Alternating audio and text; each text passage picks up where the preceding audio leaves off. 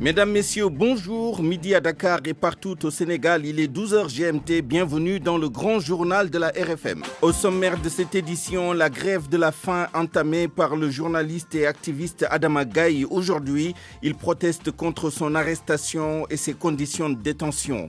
Attaque à main armée à Dara Djolof la nuit dernière. On dénombre des blessés, de l'argent emporté.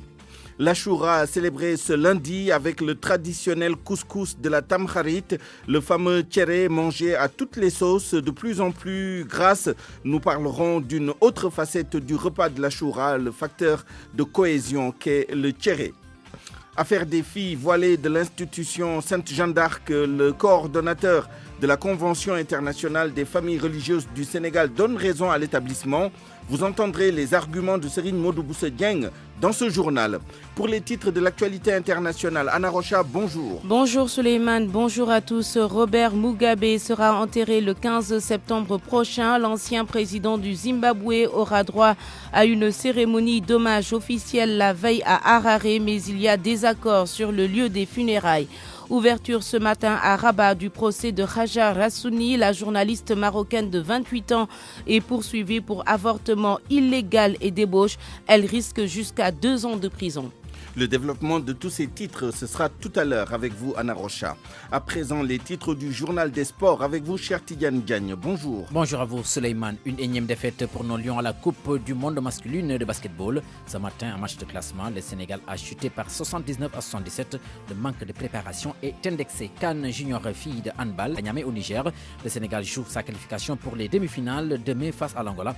Vous entendrez la réaction d'un encadreur de la discipline. Et puis pour terminer, nous allons parler aussi football avec la 6e journée des qualifications de l'Euro 2020. Certaines grandes nations du foot vont jouer, notamment la Croatie, l'Allemagne, il y a aussi la Belgique et les Pays-Bas.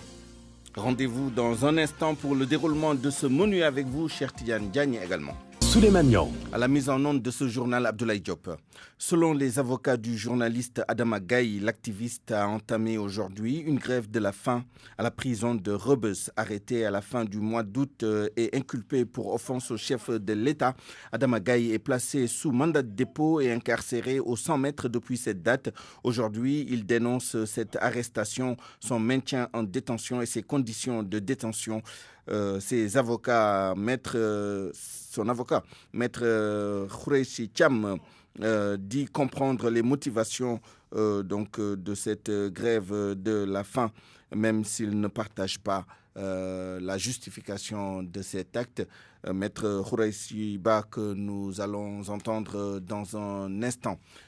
Il est l'avocat de Adama Gaye, plutôt, le journaliste activiste qui a entamé aujourd'hui une grève de la faim pour protester contre son arrestation fin août, son maintien en détention et les conditions de sa détention à la prison de Rebeuss. Maître Khoureyssi Thiam, que je vous propose d'entendre, il est avec Pape Bess-Diba. Effectivement, M. Adama Gaye a pris la décision ferme, irrévocable, personnelle, d'entamer depuis ce matin une grève de la faim totale pour protester d'abord contre son maintien en détention, parce qu'il s'estime injustement arrêté, inculpé pour délit d'opinion à caractère politique, et surtout pour protester contre la précarité de ses conditions de détention. Il estime, ce dont il n'a jamais voulu qu'on parle, de son confinement dans les conditions actuelles au niveau de la chambre 1 du pénitencier de Rebeuss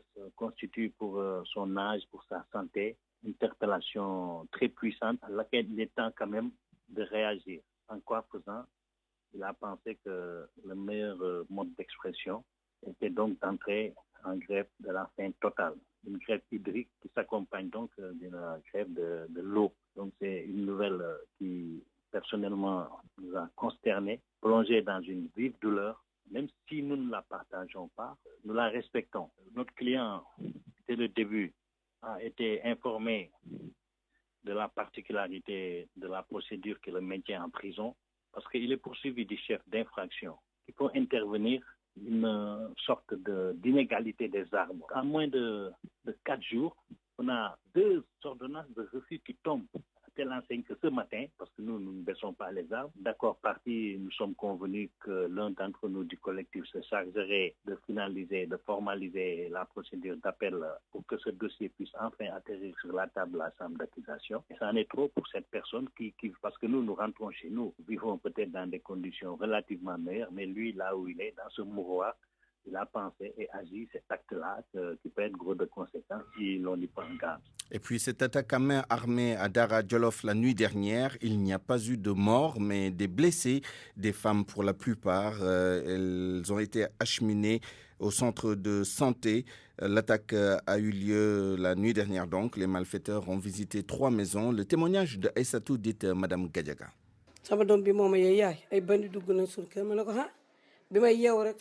Les bandits sont entrés chez moi, ils m'ont agressé.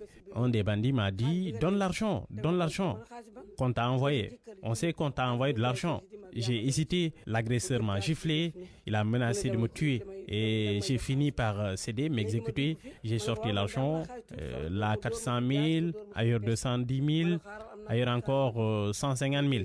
J'ai tout donné. L'agresseur a quand même dit qu'il allait tuer mon fils. Je lui ai prié de l'épargner. Il l'a giflé.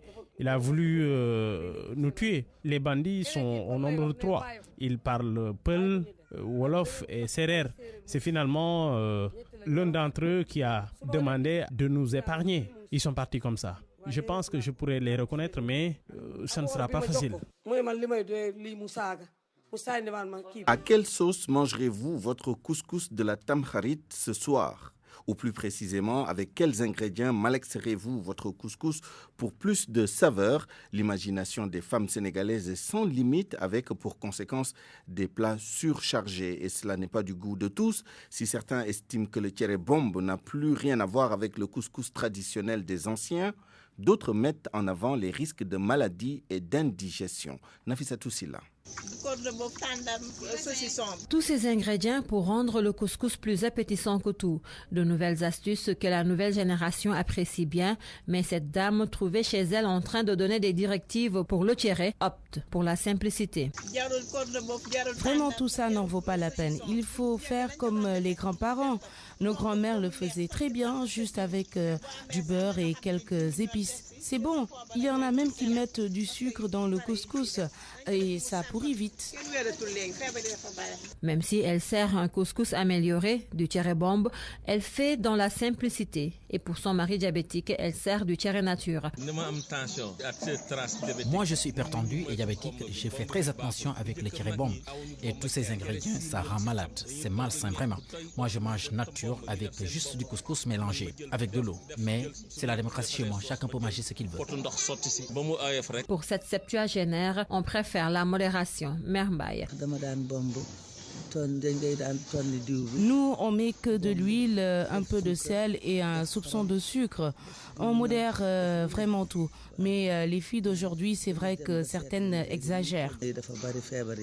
Pour Kumbagaye, les gens font dans l'excès.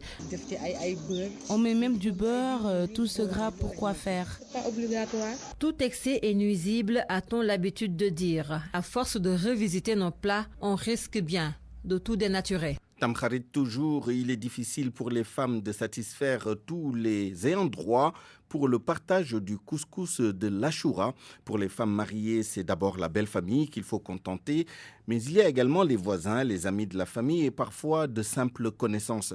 Le partage vise à raffermir les liens et à conserver les traditions à tout prix.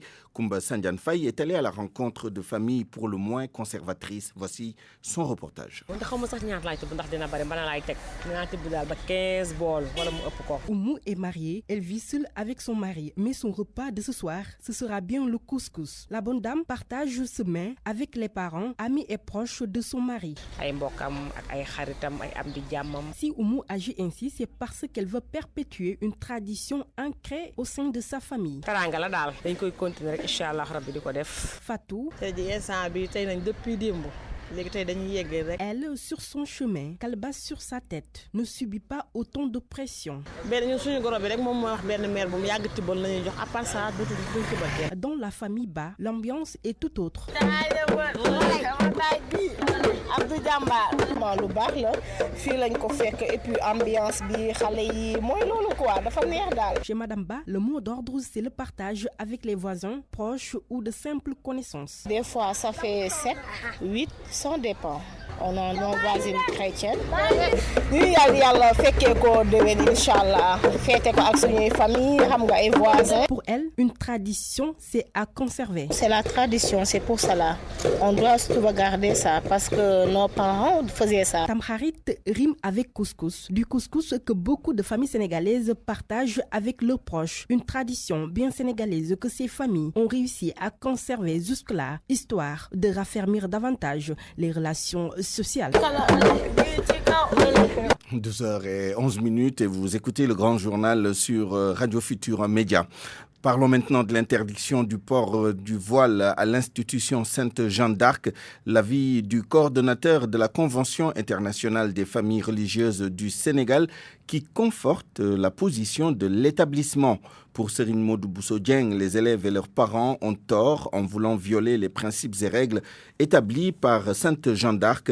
Ainsi, d'après le marabout, l'interdiction du port est en conformité avec l'enseignement censé y être dispensé. Serine Modou Bousso Dieng était l'invité de RFM Matin. J'appelle au calme, mais aussi je donne raison aux enseignants de cette école parce qu'il faut savoir que cette école a une connotation religieuse chrétienne, a des principes chrétiens qu'il faut respecter. On ne peut pas préférer choisir un enseignement en même temps vouloir imposer des règles. Ce n'est pas possible. Laissons les dirigeants de cet établissement font leur règlement et puis vraiment les parents doivent respecter ces règlements et suivre les consignes de cette école. Il faut les laisser cette liberté parce que ça existe même dans les musulmans. Il y a des écoles qui ont des connotations religieuses comme Al-Azhar. Pourtant, les chrétiens ne contestent pas. Mais pourquoi les musulmans doivent contester aussi cet établissement en disant que c'est un enseignement public? Non, ce n'est pas cela. Il y a des écoles qui ont leurs particularités qu'il faut respecter. Cette école a des caractères religieux chrétiens. Je pense qu'il faut respecter ces caractères. Et strictement, ou qu'à contraire, vous tuez vos enfants. Ce n'est pas un problème religieux, mais simplement c'est un problème de principe. C'est un problème de liberté. Il y a des écoles qui sont libres de choisir une ligne conduite. Mais il faut laisser aussi les chrétiens de choisir leur ligne conduite, d'organiser leur règlement d'intérieur, vraiment de respecter leurs principes. Vous ne pouvez pas vouloir suivre un enseignement, en même temps, n'a pas respecté quand même les principes de cet enseignement. Ce n'est pas possible. J'appelle au calme, mais j'appelle les parents d'élèves à la raison. Le début du Kankourang à Mbour, les populations s'en donnent à cœur joie. Elles se réjouissent de cette tradition perpétuée chaque année. Un appel à la non-violence, le maître mot pour ne pas gâcher la fête. Abdourahmane Diallo. Hier, dimanche, a été célébrée la première journée des Kankourang dans le département de Mbour. Astoutal a quitté la commune de Malikounda pour se rendre au cœur de Mbour, uniquement pour regarder les Kankourang. Je viens régulièrement regarder les Kankourang. C'est bien, mais j'aime pas quand ils frappent les gens. Par contre, j'adore l'ambiance. Trouvée devant la gare routière, une dame âgée d'une quarantaine d'années, elle n'est pas sortie de chez elle hier. C'est une vieille culture de la localité. C'est vrai que j'ai pas regardé, mais les enfants m'ont dit qu'ils se sont bien amusés. Rokhaya Faye a des enfants qui font partie du lot des circoncis. Cette dame se désole de l'accident d'un des accompagnants de Kankourang et souhaite la non-violence. J'appelle à la non-violence et à la prudence sur les routes car il y a quelqu'un qui a perdu sa vie à cause d'un véhicule et on ne souhaite plus que ça se reproduise. Cette année, plus de 1000 enfants ont été circoncis et les Kankourang sont prévus jusqu'au 29 septembre prochain. RFM Bour, Abdourahmane Diallo. Allons dans la région de Matam où, après une série de manifestations de colère et de protestations, le premier questeur de l'Assemblée nationale appelle au calme et à la sérénité. En tournée au chevet des familles sinistrées du département de Kanel, le maire de Orkadiéré, qui sollicite plus de patience de la part des populations, invite tout de même l'État à appuyer sur l'accélérateur pour la réalisation du projet de développement initié par le chef de l'État, Matam Ali Bandelnian. C'est un véritable appel à la sérénité lancée par le premier questeur de l'Assemblée nationale. Face à la série de manifestations des populations qui exigent de meilleures conditions de vie, le député Daouda Dia rappelle que la voie est bien tracée depuis 2012 avec ses grands travaux en cours d'exécution. Les manquements au niveau surtout de la problématique du désenclavement, la route nationale numéro 2 aussi qui a pris un grand retard, ce qui a fait déclencher cette vague de protestation. Mais c'est le vent nouveau qui souffle dans le Fouta.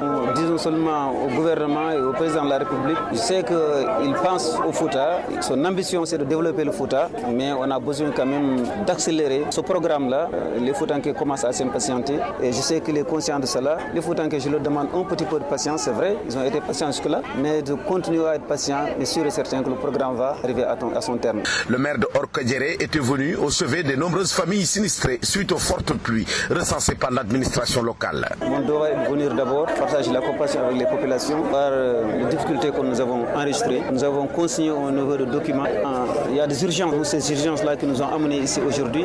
Donc nous sommes venus apporter quand même notre participation, essentiellement constituée de vivres, de matelas, de moustiquaires, d'huile, dont on a besoin dans l'immédiat.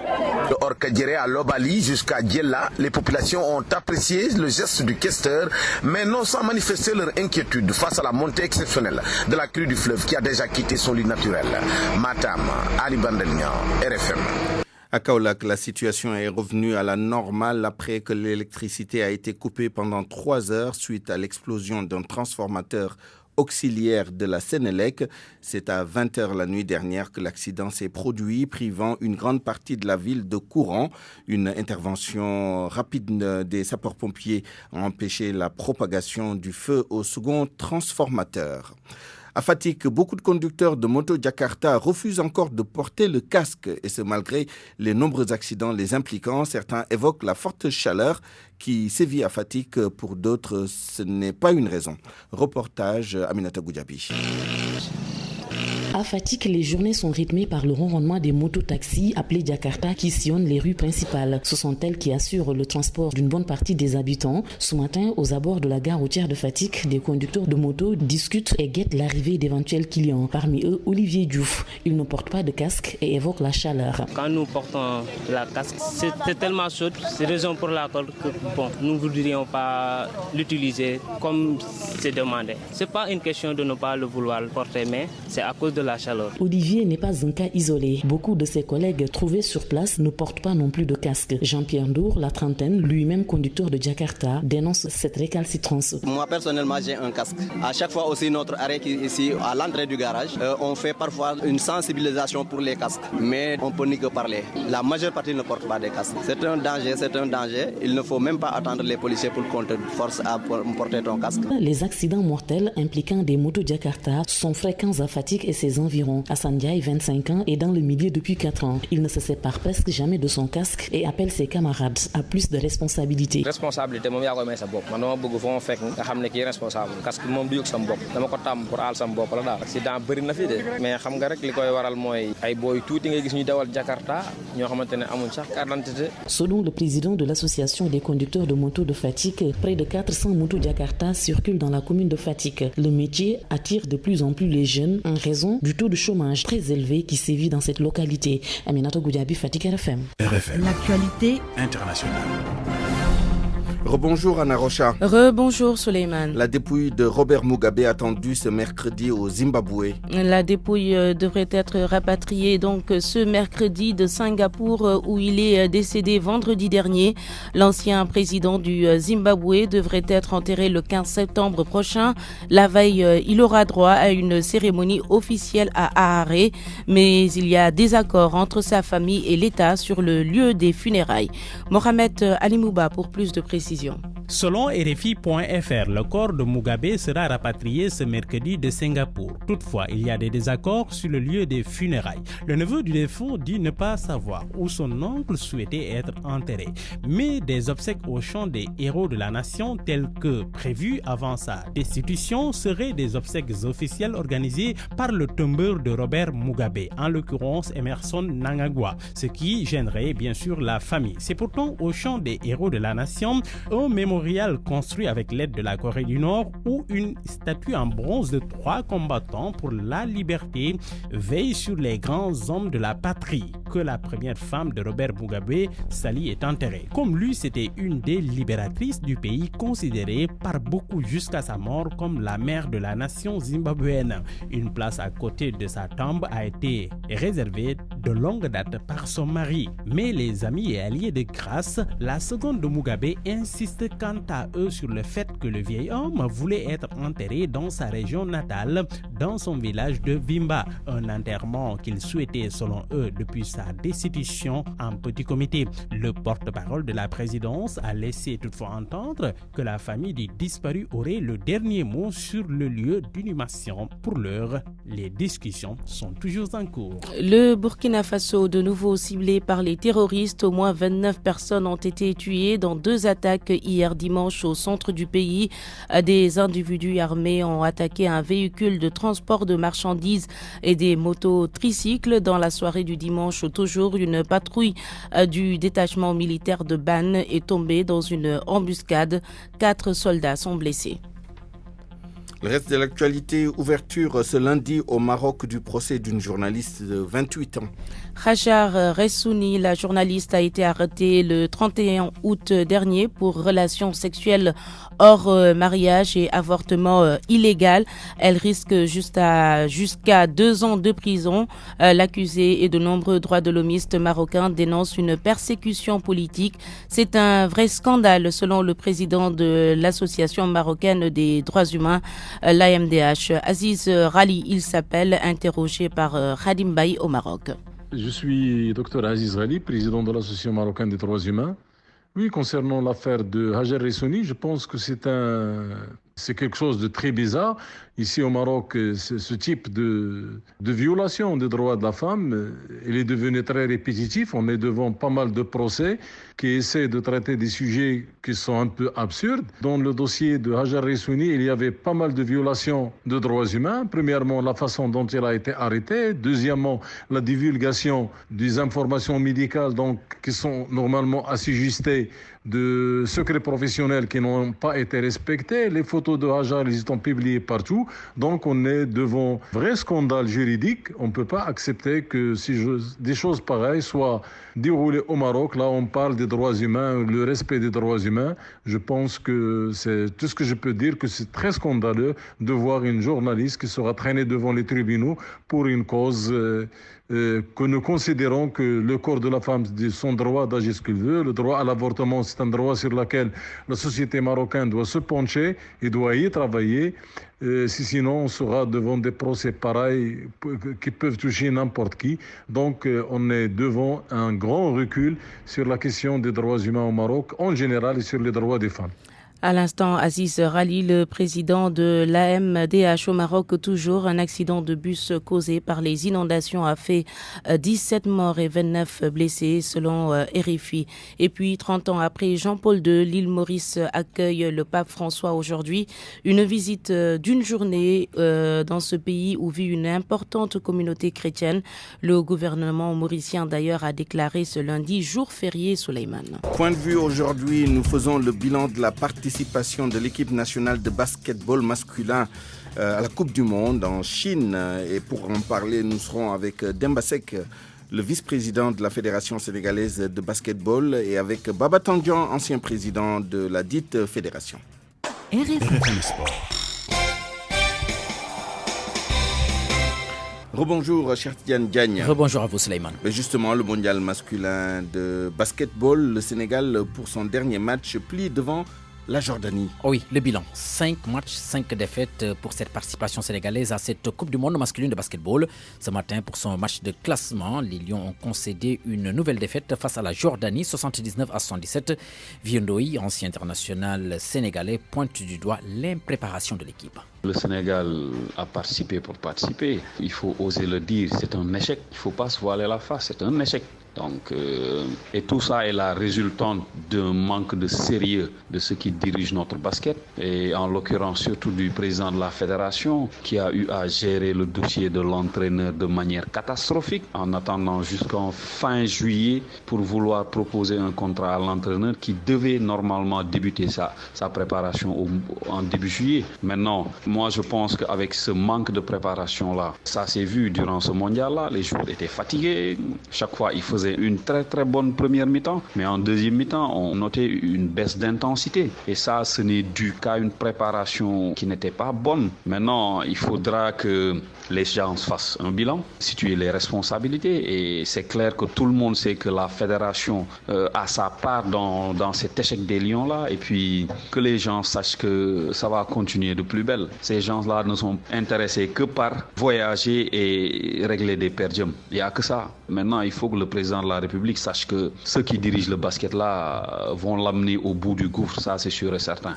Handball à présent, CAN Junior filles, l'Angola au menu des Lioncelles demain. Oui, c'est demain à 18h. Une victoire est toute impérative pour s'ouvrir les portes des demi-finales. Pape Ibn Moussar, technicien, pense qu'il faudra faire un match intelligent, éviter de subir une pression face à l'Angola. On l'écoute. Match très décisif entre le Sénégal et l'Angola. Je pense que le staff technique a su tirer les enseignements de certains errements du premier match chez les filles, qui étaient un peu, qui avaient du mal à rentrer dans le match et qui ont couru derrière le score durant toute la partie face à la Guinée. Face au Congo, elles ont su se départir de ces errements en quelque sorte. Vous voyez bien l'évolution du score. Le Sénégal a mené du début de bout en bout, a su gérer son avance confortable pour pouvoir revenir dans la course pour la qualification. Demain face à l'Angola, je pense que ça sera un match ouvert. C'est vrai que l'Angola toujours sera considérée comme l'équipe favorite des tournois des jeunes et de l'élite au niveau féminin. Mais cette année-ci, l'effectif du Sénégal regorge beaucoup de talent. Et si on regarde le niveau, c'est devenu de plus en plus homogène. Si on se souvient du match de la dernière édition en Coupe d'Afrique, c'était au niveau des cadettes, c'est les mêmes effectifs qui montent en junior. L'Angola avait du mal à se départir du Sénégal. Cette année-ci, je pense qu'avec tout le potentiel que regorge cette équipe du Sénégal, je pense que ce match sera très très décisif pour la qualification et surtout nos errements. A précisé qu'à l'entame de ce tournoi de Niamey, le Sénégal avait chuté contre la République de Guinée avant de se relancer contre le Congo-Brazzaville. Diarère va bientôt disposer d'un stade municipal. L'annonce est de l'édile de la commune, Thérèse Faye, lors de la finale de sa Coupe Pelleto Micro d'Aminata Goudiaby. L'entreprise a démarré et nous sommes en train de surveiller tout ça parce que quand même ça a été un engagement de monsieur le ministre des Sports Matarba. Et aujourd'hui le terrain est là, le chantier a démarré. C'est juste que l'hivernage qui a fait que d'ici l'année prochaine, Inch'Allah, vous verrez un terrain clôturé et mieux même un stade municipal parce que c'est ce que nous souhaitons. Le coût du stade municipal, ça va à environ 50 millions. Depuis 5 ans, nous organisons la finale de la Coupe du Maire et toujours nous avons constaté que c'est des organisations très bien faites et que nous avons trouvé cette coupe à 300 000. Aujourd'hui, nous l'avons relevée jusqu'à 1 million. Et aujourd'hui, nous avons remis une enveloppe d'1 million à la zone et également 17 jeux de maillot et 17 ballons pour l'ensemble des ASC de la commune de Diarère. Et puis football, suite de la 6e journée des qualifications à l'Euro 2020. Et certains grands vont jouer dès cet après-midi à 16h. C'est la Croatie de Luka Modric qui va se déplacer en Azerbaïdjan. À 18h45, l'Allemagne se déplace en Irlande du Nord. Pays-Bas joue chez Estonie. Écosse, Belgique d'Eden Hazard ou alors d'Eden Hazard actuellement blessé. Ou alors de Memphis Depay, on va le dire, puisque c'est l'homme en forme du moment. Donc la Belgique de Memphis Depay qui se... Non, c'est plutôt la Belgique d'Eden Hazard. Donc c'est bien cela. Donc... l'autre joue avec les Pays-Bas. Il s'agit de Memphis Depay, l'homme en forme du moment. Donc les Pays-Bas qui vont jouer contre l'Estonie. La Belgique qui va se déplacer en Écosse. La Russie fait face à l'équipe de Kazakhstan. Et puis nous allons terminer avec cette annonce, conférence de presse cet après-midi du comité local d'organisation du tournoi des 16 nations de l'UFOA. C'est le foot. La rencontre est prévue cet après-midi à 15h au Radisson Blu. Le tournoi se déroule à Thiès au stade Lat Dior du 28 septembre au 13 octobre prochain. Merci, cher Tidiane Diagne. Restez avec nous dans un instant, la revue de la presse. RFM, la presse du jour. La presse de ce lundi 9/9/2019, lue et commentée par Mohamed Ali Mouba. Bonjour. Qui a libéré les 2 Italiens dans l'affaire de la cocaïne saisie au port autonome de Dakar? La tribune qui s'interroge en première page n'avance pas de coupable clairement désigné, mais donne un coup de pied dans la fourmilière de Dame Justice. C'est la loi des trafiquants.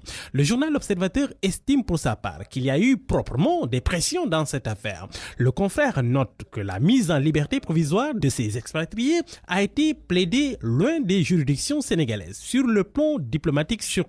Le confrère cite cette lettre du patron de Cosmar, le comité pour la sauvegarde de la dignité des marins au ministère des Affaires étrangères de l'Italie.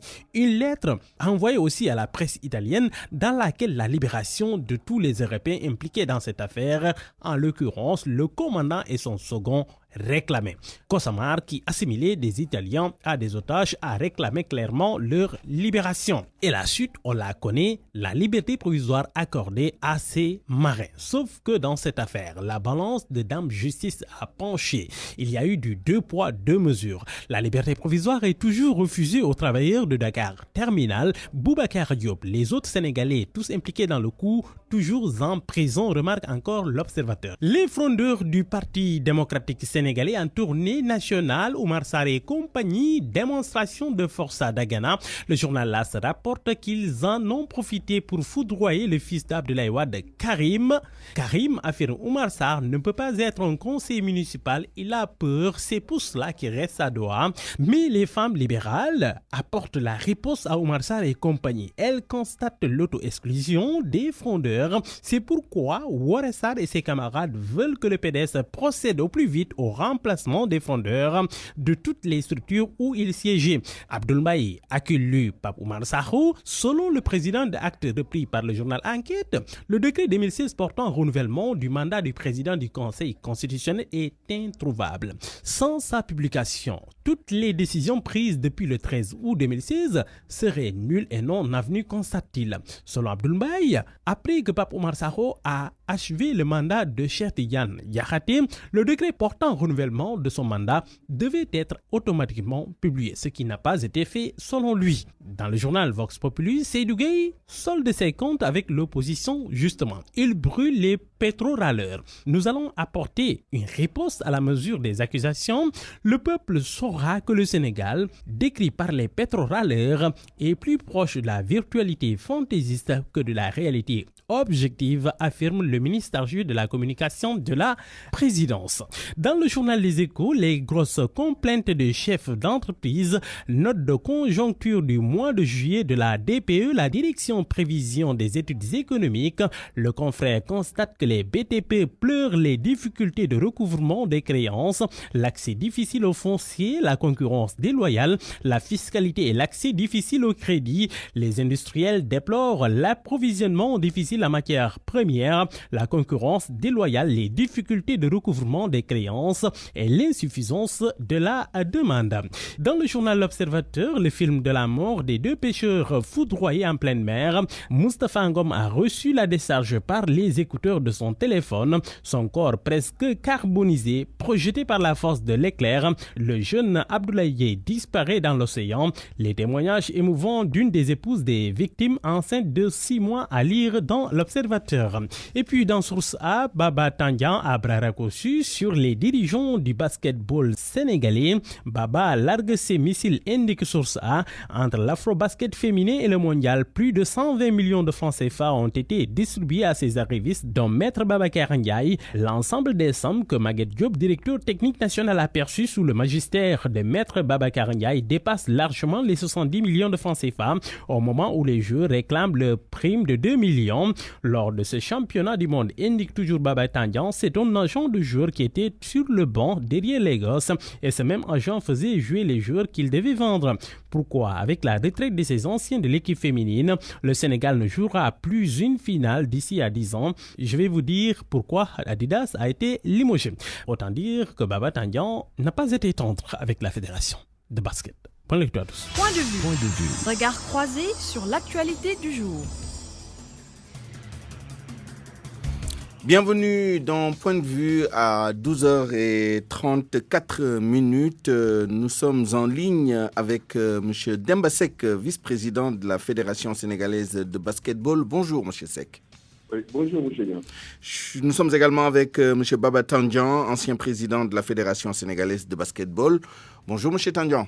Bonjour, vous allez bien? Nous allons essayer de faire le bilan. Oui, très bien, merci. Nous allons essayer de faire le bilan de la participation de l'équipe nationale du Sénégal au championnat du monde, à la Coupe du monde de basketball masculin en Chine. Le Sénégal qui vient de perdre son 5e match aujourd'hui. Je vais commencer par vous, Baba Tandian. On l'a évoqué tout à l'heure dans la revue de presse. Vous n'avez pas été tendre avec la fédération et ce n'est pas qu'à cause de la participation de l'équipe du Sénégal. Mais restons sur cette participation. Quel est le bilan que vous en tirez en dehors de ce que nous venons de dire? 5 matchs, 5 défaites. Écoutez, moi, le bilan que j'en tire, j'avoue, ce matin, j'étais à 2 doigts d'avoir des larmes dans les yeux. C'est pas par rapport à la défaite, mais c'est voir un peu la tête des joueurs, la tête de l'entraîneur. Tout le monde semble être désolé un peu de tirer le Sénégal vers le bas. Aujourd'hui, il faut dire que le basket sénégalais va vers le bas. Et cette fédération, aujourd'hui, qui gère ce basket-là, nous l'avons dit et redit à plusieurs reprises, et je crois que j'ai signé la sonnette d'alarme, ça fait maintenant plus de 4 ans, que ce n'est pas les hommes qu'il faut à la tête de ce basket-là. Ils sont à la fois dangereux, et je crois même quelque part, ils portent même la guigne à cette fédération. Jamais le Sénégal n'a touché aussi bas dans une compétition internationale. Maintenant, il ne s'agit plus de tirer, mais il s'agit de savoir pourquoi, qu'est-ce qu'il faut pour essayer un peu de remettre un peu ce basket-là sur les rails. Justement, c'est la question. Comment? J'ai dit, justement, c'est la question. Quelles sont les raisons objectives, justement, de ce que vous appelez une sorte de chute? Pour ça, moi, je pense ce qu'on appelle un dump national. C'est-à-dire qu'il va falloir que tout le monde mette ce problème du basket sur la place publique. Et que Maître Ndiaye arrête de fuir maintenant le débat parce que c'est un avocat. Je n'ai jamais vu, moi, tous les avocats au sexe, ils sont très forts pour dialoguer, ils sont très forts pour discuter. Voilà, c'est le seul avocat que j'ai vu de ma vie, mais qui fuit le débat, qui fuit les gens, qui ne veut pas parler, qui utilise des gens comme Demba Seck, que je respecte, qui est au bout du lit. Certainement, on aura le temps d'en débattre. Pourquoi tout le temps c'est les Demba Seck et autres qui viennent parler à sa place et celui qui est le responsable de ce basket-là? Il faudrait que maintenant, que la presse comprenne que maintenant, on ne doit plus accepter que maître puisse parler avec des questions-réponses déjà préparées, assis dans un fauteuil, dans un salon, maintenant pour raconter un peu les bêtises qu'il est en train de raconter. Justement. Le basket est en train d'en prendre un sale coup et moi je dis ça suffit largement. Justement, donnons la parole à Demba Seck, s'il vous plaît. On reviendra à vous tout à l'heure. Demba Seck, vous avez entendu l'ancien président de la Fédération sénégalaise de basketball, M. Baba Tandian, tirer un bilan qui ne fait pas de cadeau à la fédération.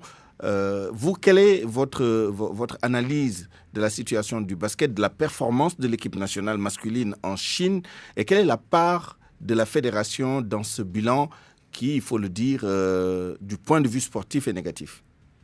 D'accord. Moi, je voudrais saluer notre aîné Baba Tandian. Et nous portons tout à fait à faux de ce qu'il vient de dire, par rapport à ce qu'il vient de dire. Le basketball ne va pas vers le bas. Ça, nous ne sommes pas du tout d'accord. Nous allons y revenir quand on aura l'occasion. Mais par rapport à la participation de l'équipe nationale masculine lors de cette Coupe du Monde, nous, en tant que fédéraux, nous assumons, nous n'allons pas nous dérober. Nous sommes responsables de tout ce qui est advenu lors de cette compétition. Nous sommes assez responsables et nous allons prendre toutes les dispositions idoines pour pouvoir rectifier. Mais par rapport à cela, moi, en tant que fédéral, je suis à Dakar, je suis au Sénégal, je n'étais pas en Chine. Nous attendons les rapports de l'entraîneur, du directeur technique national et des délégués fédéraux pour pouvoir analyser, faire une analyse lucide de la situation et essayer de trouver des solutions par rapport à ces manquements. Ce qu'il faudrait dire aujourd'hui, à l'entame de la compétition, nous avons été clairs, nous, en tant que fédéraux. Nous avons dit, nous allons mettre en place une équipe conquérante qui pourrait reconquérir le titre de la continentale lors de l'Afro-Basket de 2021. C'est ça. Et il fallait mettre en place une équipe rajeunie. Il fallait rajeunir. Il fallait mettre de nouveaux joueurs 809. Et nous avons réussi à mettre 809 dans cette équipe. Et ce qu'il faut dire aujourd'hui, sauf le premier match où nous avons eu un écart de 54 points. Pour les autres matchs, nous avons quand même montré un meilleur visage. Et ce qu'il faut dire, peut-être que je suis un peu d'accord avec Diendo qui dit qu'en deuxième mi-temps, nous avons sombré lors des deuxièmes mi-temps. Il faudrait tirer une conséquence par rapport à cette situation. Donc, c'est ce qu'il faudrait dire. Il ne faudrait pas que les contenteurs continuent à tirer à boulet rouge sans pour autant mettre quelque chose sur la table. Ce n'est pas parce que Maître Babacar Ndiaye ne peut pas parler. Moi, je suis le premier vice-président de la Fédération sénégalaise de basketball. J'assure l'intérim en cas d'absence du président de la Fédération sénégalaise de basketball. Donc, je suis habilité à me prononcer au nom de la Fédération sénégalaise de basketball. Et nous avons en charge de la politique et du développement du basketball au niveau national et essayer de faire rayonner le drapeau national à travers le monde. Et nous sommes assez responsables. Et je reviens, j'insiste sur ça, nous sommes responsables de tout ce qui est advenu et nous n'allons pas nous dérober.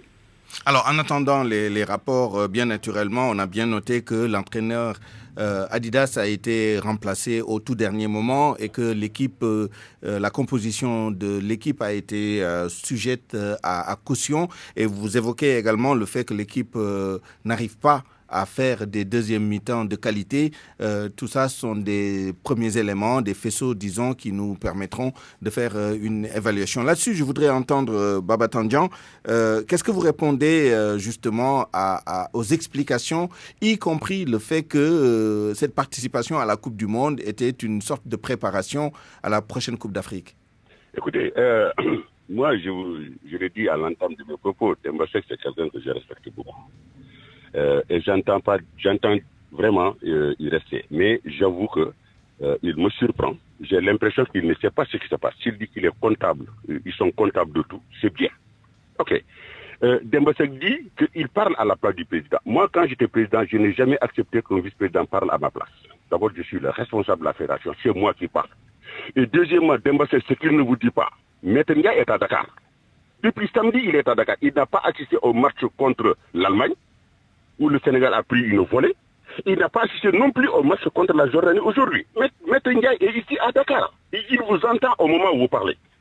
Alors, donc, moi, je pense que quand Demba Seck dit qu'il est comptable, qu'il parle à la place de Maître Ndiaye, et il sait que Maître Ndiaye est là aujourd'hui, alors moi, je voudrais qu'il nous dise exactement ce qu'il lui. Mais M. Tandian, est-ce que vous ne faites pas une fixation sur la fédération et sur des personnes, alors que peut-être le problème est aussi au-delà de la fédération, une question de politique sportive, le ministère a certainement sa responsabilité. Qui sait, peut-être les joueurs. Est-ce que vous avez une analyse globale, holistique un peu de la situation? Est-ce que vous ne faites pas trop la fixation sur la fédération et sur son président? Vous savez, laissez-moi vous dire une chose. Vous savez, la fédération a une délégation de pouvoir. Donc moi je pense que il y a une personne responsable de tout ça. Moi je dis, j'indexe une personne, c'est une seule personne, c'est Maître Ndiaye. Parce que c'est lui qui décide de tout et de rien et de l'orientation. Moi je vais vous donner un exemple. Quand moi j'avais la fédération, quand je me trouvais dans des solutions où c'était trop compliqué, je n'hésitais même pas à faire appel à des gens avec qui je n'étais pas en bisbille, je ne parlais pas avec eux, je vous donne un nom, Ayapoui et tout ça. Je n'hésitais pas à les appeler la nuit pour leur demander, mais ça et ça et ça, comment ça marche. Oui, en fait, c'est comme ça qu'on construit quelque chose, parce qu'on ne peut pas avoir la prétention de tout connaître. Maintenant, ne peut pas avoir la prétention de tout connaître. Demba Seck ne peut pas avoir la prétention de tout connaître. Moi, je dis c'est un ensemble qui arrive à quelque chose. Et cet ensemble-là, ils ne l'ont pas voulu. Aujourd'hui, ils ont amené le basket complètement au fond du trou. Il nous reste 2 minutes. Voilà, c'est la question que j'allais vous poser. Comment sortir de cette crise? Quelles sont les solutions très concrètes que vous proposez? Moi, j'en sais rien. Moi, je dis, il faudrait que Maître Ndiaye vienne d'abord, comme ça soit sur un plateau, qu'on discute. Et ça, moi, je lui dis, on ne va pas vous insulter, on ne va pas l'insulter, on ne va pas le manger, on ne va pas bouffer. Et que le ministère aussi vienne aussi à sa partition à jouer, et qu'on essaie un peu de revoir un peu ce problème de basket. Et il y a aussi des joueurs, on les attend, il faut qu'ils attendent qu'ils viennent. Et puis, le problème du directeur technique national, on en parle souvent et on n'en parle pas. On a un problème avec ce directeur technique national qui est un ami du président de la fédération et qui le laisse gérer le basket à sa façon. Et ces gens-là ne sont pas intéressés par le développement du basket, ils sont intéressés par leur fric, par leur poste. Et demandez à ce directeur technique, appelez-le, demandez-lui combien il a gagné d'argent depuis l'événement de Maître Ndiaye à ce basket-là. Moi, je crois qu'on n'est pas loin de 60-70 millions. On vous a bien... Pendant ce temps, on a les I16, I17, I18 qui sont inexistants. Et comme je disais tout à l'heure dans le journal, que à ce rythme-là, si les gens se rapprochent, eh bien, on restera pendant 10 ans. Eh bien, le Sénégal, on ne le verra même pas jouer. On vous a bien entendu et bien compris. Merci beaucoup à vous. Dernière question à Demba Seck. Une volée de bois vert. Hein. Beaucoup de récriminations vis-à-vis de la fédération et en particulier de son président. Mais j'imagine, on vous a bien entendu aussi, que vous attendez d'y voir plus clair pour bien analyser la situation sur des bases concrètes. Mais d'ores et déjà, est-ce que vous avez des propositions, des pistes pour sortir de cette, c'est pas une ornière, mais de cette série de défaites que subit l'équipe nationale? Je voudrais arrêter une chose, c'est-à-dire aujourd'hui, par rapport à tout ce que le ministère des Sports devait faire, monsieur le ministre et ses collaborateurs ont fait leur travail.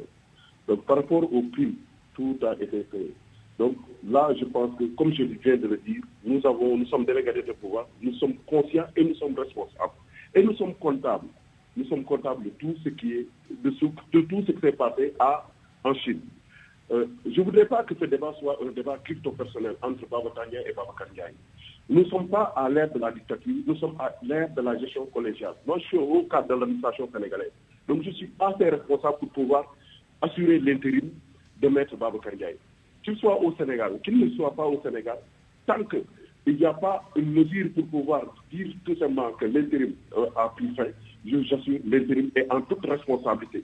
Donc, ce qu'il faudrait dire aujourd'hui, tout n'a pas été du tout mauvais dans cette compétition.